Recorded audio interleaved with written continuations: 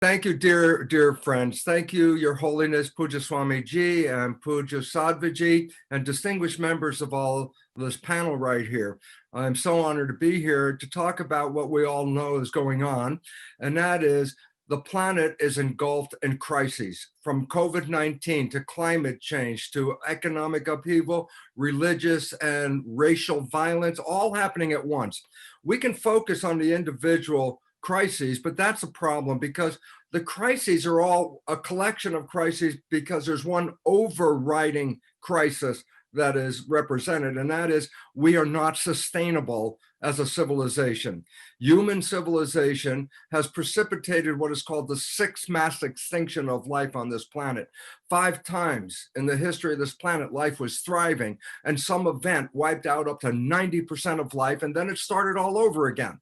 The last mass extinction, 66 million years ago, the planet was lush with forests and tropical jungles and dinosaurs.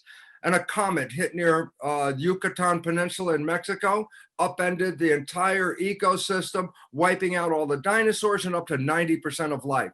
Well, science has recognized that today we are in the sixth mass extinction, that we're losing species of organisms on this planet faster than in previous mass extinctions. But the most important lesson from science is that human behavior is responsible for this extinction. So the earth is calling on us to wake up at this moment. Wake up because our time is short.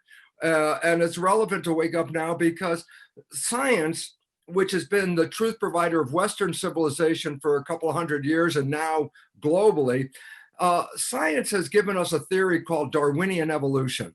And the theory is based on the fact that there's a struggle for life, that life is based on a competition for survival, and that we look at life as a threat. And in fact, in the 1600s, the mission statement that is actually still present in science is from Francis Bacon, is that science must learn to dominate and control nature. Well, that separates us from nature. In fact, interestingly enough, the idea of Judeo-Christian monotheism, which is spread around the planet to a large degree, the origin story talks about nature being created, and then humans were added on like an option at the end of that creation that separated us from nature. Science, when it became the truth provider of Western civilization 150 years ago, also separated us from nature because science says we got here by accidents of mutation. I say, well, why is it relevant? Because if we're here by accident, then I say, then what's our purpose? And the answer is, how can you have a purpose if you came from accident? Again, between religion and science, we have been separated from the environment, given a mission to control that environment. And I say, how's that working out? And the answer is clear.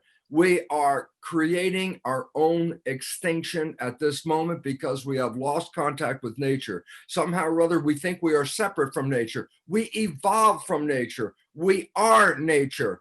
And now the wake-up call is coming and saying, listen, you are not living in harmony. And it's time for you to recognize you are part of a bigger global scheme. We also must recognize a very important fact that a garden is not a battleground. And we look at the planet today as this battle for survival and competition when I go, no, a garden is the height of cooperation. So we are being called upon by Mother Nature at this moment to come together, to cooperate and create a new world. And fortunately, there's a revision of science that changes everything. Quantum physics, the most valid science on this planet, has come in and told us the most important fact, that this material expression is an illusion of consciousness, that consciousness is creating our life experiences. So science is calling on us to say, we have to change our conscious awareness of how we live on this planet. And between that, which is the spiritual foundation of science, quantum physics, the new science of epigenetics also shows that our consciousness is controlling our genetics and our behavior. And so we're left with a very interesting situation at this moment. We are in the throes of our own extinction. It's not 1,000 years from now. We're talking within decades that we're losing all these species. So we're here for a wake-up call. Mother Nature is giving us an opportunity. She's giving us this chance to say, listen, you haven't been in harmony. but now is the time to do so, because the clock is ticking. We're coming near an end, and yet we can change our consciousness. And consciousness being the creator means we can change the creation that we're experiencing. And to be with all the distinguished members on this panel is a very similar story for every one of us, to wake up and recognize we are more than this physical body. We are spiritual entities living in a world. And it's even more to my way of thinking, because most people think that we die and go to heaven if you're doing well. I really look at it in a very different way. I think we're born into heaven. This is where we came to create. And the creation that we've been providing is not sustainable. And so here's the wake-up call. Change. Start to recognize we're all one family of humans, and all humans are one part of Mother Nature, and that a garden needs to be built again because we've desecrated that garden. And this is the wake-up call at this moment, to start to learn to live in harmony, not just with each other, but to learn to live in harmony with the garden that created us. We are not separate. We are all one. And that is the whole foundation of new modern revisionist science, which takes us from a world of threats and fights and all that into a world of peace and harmony and love. And to take the messages from my dear, dear colleagues, Pujya Swamiji and Pujya Sadhviji, take their words and make them a way of life. We wake up every day with the words of harmony. I just love Pujya Swamiji because his words are poems.